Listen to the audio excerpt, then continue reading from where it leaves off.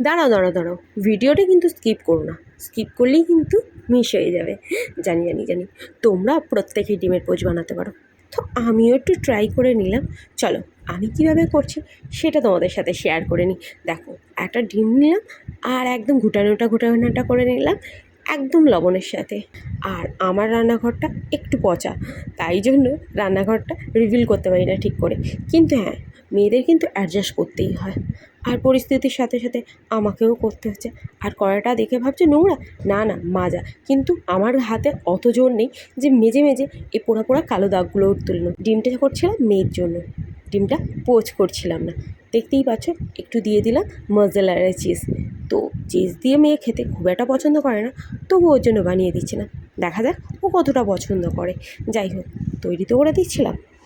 এবার ঢাকা দিয়ে রেখে দিলাম, কিছু ভাজা ভাজা হয়ে গেলে তারপরে কিন্তু এটাকে হাফ করে উল্টে নেব, পুরোপুরি উল্টাবো না, হাফ করে জাস্ট মুখটাকে মুড়ে নিলাম। আর এইভাবেই কিন্তু মামকে দেবো, দেখি ও কতটা খায়। যাই হোক, সেটা পরে দেখা যাবে। ওকে খাওয়ানো একটু চাপের ব্যাপার হয়ে যায়, কারণ ওকে খাওয়াতে গেলে আমাকে একটু গল্প করতে হবে, ফোন দিতে হবে, এই করতে হবে। যদিও এখন কিন্তু ফোনটা একদমই স্কিপ করে যাচ্ছে ওর কাছ থেকে। তো এই হচ্ছে ফাইনাল। আর খেতে কিন্তু খুব একটা খারাপ হয়নি, দেখতেই পাচ্ছ। আর যদিও খুব গরম ছিল, আমি কেটে দেখাতে পারছিলাম না, হাত দিয়ে কাটছিলাম। আর মামকে দেওয়ার সাথে সাথে নিজেরও তো কিছু খেতে ইচ্ছা করছে, কিন্তু আমি তো এত সাদামাটা খাবো না, আমারটা একটু অন্যরকম স্পাইসি করতে হবে। তাই জন্য আমি করে নিলাম, এতে একটু টমেটো দিয়ে দিলাম, একটু কাঁচা লঙ্কা, আর যাবতীয় যা আছে সবই দিয়ে দিতে চাইছিলাম। সব কিছু তো আর এইটুকুনি ডিমের মধ্যে দেওয়া যায় না।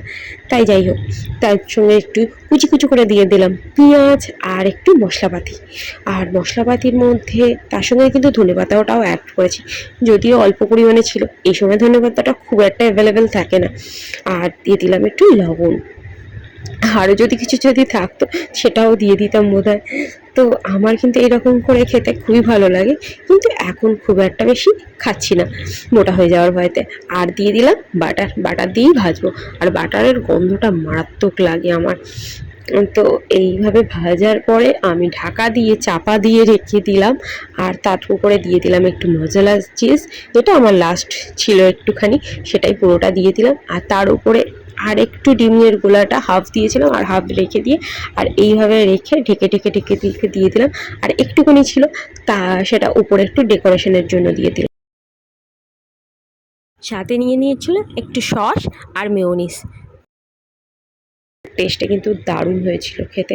তো তোমাদের কেমন লাগলো অবশ্যই কমেন্ট করে দিও, লাইক করে দিও, আর একটু ফলো করে দিও। আর কি কি দেখতে চাও, কিভাবে কেমন কি হচ্ছে না হচ্ছে অবশ্যই কমেন্ট করে দিও। Tata, bye bye.